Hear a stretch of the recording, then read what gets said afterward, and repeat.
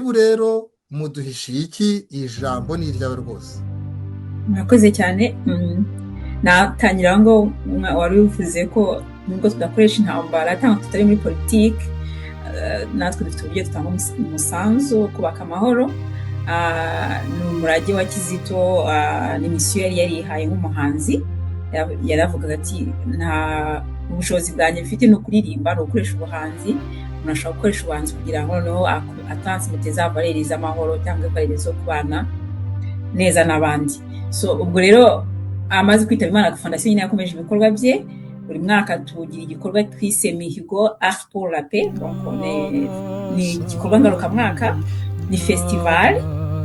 Uyu mwaka ni festival ihuriweho n'amaorganisation atandukanye, hari porogaramu zitandukanye. Bizaba le 29 z'ukwa munani nk'uko twabivuze, hari guhera saa 4 hari misa donc gusabira abantu batandukanye bazize les victimes, bazize violence aho bari hose ku isi, donc bazize violence, conflit, donc intambara aho bari hose ku isi. Cyane twongera dutekereza cyane kuri Kizito nawe yazize urugomo, ndetse n'abanyekongo baturanyi bacu n'abandi muri rusange. Iyo misa kandi by'umwihariko izaba anime, donc umuhanzi uzadufasha. Sinzi wenda abantu bagiye bakurikira Kizito ukuntu nubwo yakoraga ubuhanzi, ubuhanzi yakoraga bwo mu kiliziya, ubuhanzi bwo hanze ya kiliziya, yari afite umwihariko wo kuririmba misa yose akayirangiza wenyine. So ubwo rero twari umuntu wagiye umwesipira cyane kuva yatangira ari gukora kuva yaba ari mu Burayi ari kwiga. Yahuye artiste ukomeye cyane witwa Jean-Claude Guyanada, umufaransa, artiste chrétien gospel. So yari umwe mu barori modo ba Kizito. Ubwo rero nawe azatarama natwe kubera ko ni umuntu wabanye nawe na Kizito, babanye hano mu Burayi, ndetse na nyuma ya gereza muri 2019 Jean-Claude Guyanada aje mu Rwanda akora igitaramo mu Rwanda cyari cyoruganijwe n'imwe muri korali zo mu Rwanda, ariko aza guhura na Kizito. Ubwo twagiye mu gitaramo cye nyine, donc numva naho nagiye nkora namenyanye nawe kubera donc Kizito. Ubwo turi gutegura icyo gitaramo, iyi festival y'uyu mwaka rero ndamubwira, biramwinteresa cyane, kandi n'umuntu koko washimishaga n'ibyo Kizito akora, ko bajya basa nk'aho bakora bimwe, kugisha amahoro yaba mu kiliziya, donc mu kiliziya kwimakaza izo valere z'umuntu z'ubukristu, haba mu kiliziya cyangwa hanze ya kiliziya. Ubwo uwo munsi lo 29 misa ni uzatutaramira, ntabwo nabyita gutarama ko ni misa, azahari uzaririmba misa yose. Hanyuma ariko hari ni gahunda wenda ugarutse ariko nabona bashyizeho gahunda. Nyuma ya misa hari saa 5 n'igice, saa 5 n'igice dusohotse mu misa. Hari gahunda noneho yo mbere ko tujya kuri Palais de Congrès de Liège, twahereye mu gitondo. Hari gahunda yo kujya no kumenyana, gusabana n'abandi, kwakira abantu bazaba bashonje bananiwe. Dufite abashyitsi batandukanye, harimo abo bahanzi baturutse mu Bufaransa. Tuzahora kuri biro za fondasiyo z'i Liège, tuzabakirira. Hanyuma nibigera mu saa 6 n'igice noneho tujye kuri Palais. Biregeranye, yaba kuri Eglise, yaba kuri biro bya fondasiyo KMP, yaba kuri Palais de Congrès de Liège. Na donc biregeranye cyane, usohoka mu misa ujya aho ngaho tuzatubakira abantu, bizaba ari 2 minutes, iminota 2 usohotse mu kiliziya, no kuva kuri biro za fondasiyo ujya kuri Palais de Congrès ni iminota nk'icumi apiye cyangwa 5 mu modoka, donc ni hafi cyane. So ubwo rero gahunda imeze gutyo. Noneho kuri Palais de Congrès ho hari hateganyijwe conference na concert. Conference wenda nuko kuvuga ngarutse kuri conference, ubu nagaruka ku bafatanyabikorwa. Dufite uyu mwaka twagize umwihariko udasanzwe kubera ko byadushimishije cyane kubona ko abaorganisation yandi asa nkaho duhuza misiyo cyangwa se aho duhuza objectif, bakora ku mahoro, bakora kongera kubana n'abandi, bakora kuri solidarité, donc abakora kuri za valeurs universelles. Donc bose bishimiye iki gikorwa, donc batwemerera kuzajya badushyigikira uyu mwaka n'imyaka izaza.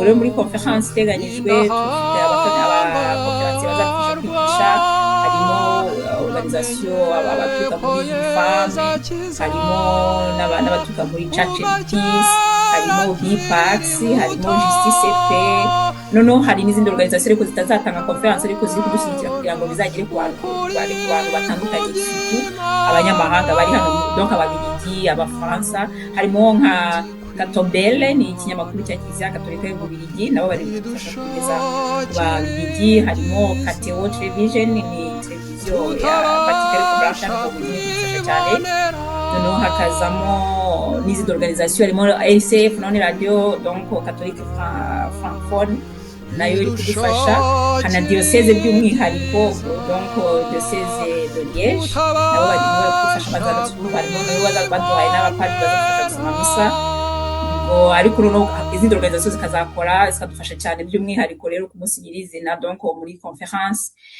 Nyuma ya conference ubwo harimo parti y'abakonferensiye nka babiri bazatanga conference, hazamo n'indi parti ya panel izahurirwamo n'abaorganisation atandukanye, ariko iyo panel izaba yibanda ku gace donc k'ibiyaga bigari, kugaruka ku mahoro ari cyane kuri ntambara muri Congo no mu bibazo byo donc hagati y'u Rwanda na Congo n'u Burundi, donc nuko abarundi n'abanyarwanda n'abakongore bakongera kubana, ngo dufite aba-expert bazadufasha kuganira kuri ibyo bibazo baduha umuti, bari kutugira umuti, donc ni byiza, ni iby'agaciro. Fondation turashima kuko nabo batubwira ko impamvu baturi inyuma nuko Kizito yakoze ibikorwa by'indashyikirwa, ntabwo bifuza ko ibyo yatangiye byazima, donc ni impamvu bariho kugira ngo bafashe Fondation ikomeze iyo misiyo yahawe na Kizito.